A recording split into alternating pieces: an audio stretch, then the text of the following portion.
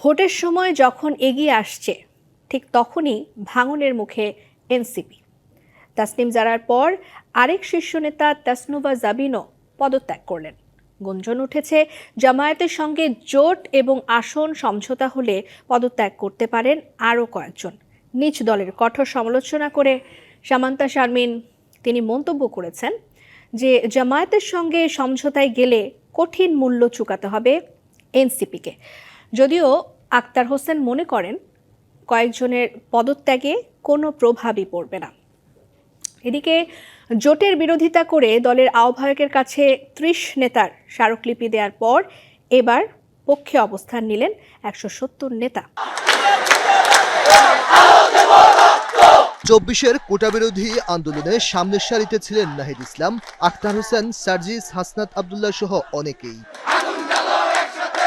বৈষম্য বিরোধী ছাত্র আন্দোলনের ব্যানারে এই আন্দোলনে বিভিন্ন ছাত্র সংগঠন ছাড়াও অরাজনৈতিক এবং সাধারণ মানুষও অংশ নেন। জুলাইয়ের এই আন্দোলন রূপ নেয় অভ্যুত্থানে। ক্ষমতাচ্যুত হয় শেখ হাসিনার সরকার।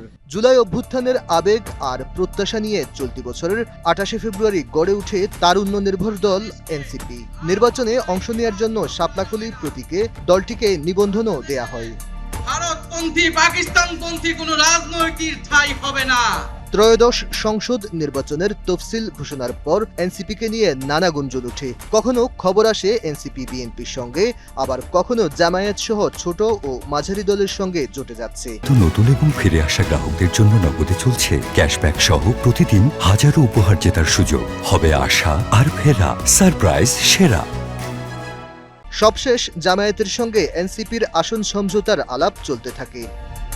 জামায়াতের সঙ্গে জোট বা আসন সমঝোতায় আপত্তি থাকায় শনিবার দল থেকে পদত্যাগ করেন জ্যেষ্ঠ যুগ্ম সচিব ডাক্তার তাসনিম জারা, যিনি এনসিপি থেকে ঢাকা ৯ আসনে প্রার্থী হলেও এখন স্বতন্ত্র নির্বাচনের ঘোষণা দিয়েছেন।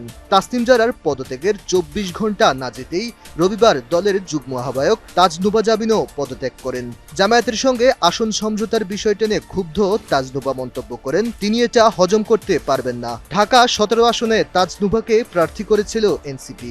ফেসবুক পোস্টে তিনি জানান, ভোটে অংশই নেবেন না।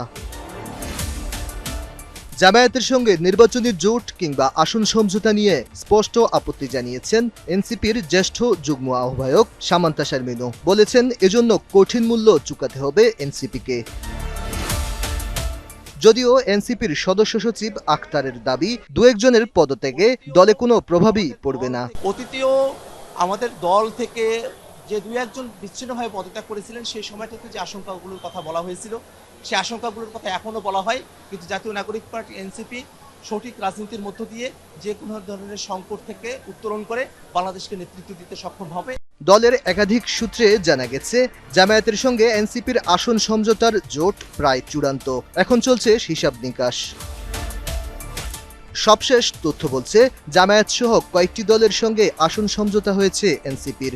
এ বিষয়ে আপত্তি জানিয়ে দলটির ৩০ জন নেতা আহ্বায়ক নাহিদ ইসলামের কাছে চিঠি দেওয়ার পর রবিবার ১৭০ জন নেতা জোটের পক্ষে সমর্থন দিয়ে পাল্টা চিঠি দিয়েছে। জামায়াতের সঙ্গে ৮ দলীয় জোটে যাওয়ায় কোনো প্রভাবই পড়বে না মনে করেন এনসিপির এই যুগ্ম আহ্বায়ক। আমি ভাঙনের কথা বলবো না, আমি এখনো বলবো দল এখনো অটুট আছে এবং দলের প্রায় মেজরিটি সংখ্যক আমাদের আহ্বায়ক জনাব নাহিদ ইসলাম এবং সদস্য সচিব জনাব আক্তার হোসেনের উপর পূর্ণ আস্থা এবং সমর্থন রয়েছে। রাজনৈতিক বিশ্লেষক সাব্বির আহমেদ মনে করেন, আদর্শিক জায়গা থেকে অনেকটা দূরে এনসিপি। এই যে ৩০ জনের যে চিঠি দিছে, তারা কারা এটা খুঁজতেই পাওয়া যাবে যে আসল উত্তরটা, যে আসলে কেন। এনসিপি অনেক আশা জায়গায় ছিল, এটা সত্য কথা, কিন্তু শুরু থেকেই দলটা অনেকগুলো ত্রুটির মধ্য দিয়ে দলটা এগোচ্ছে। এদিকে জামায়াতের সঙ্গে জোটে যোগ দেয় এনসিপির আরও কয়েকজন নেতা পদত্যাগ করতে পারেন। Aditya Rafat, DBC news, Dhaka.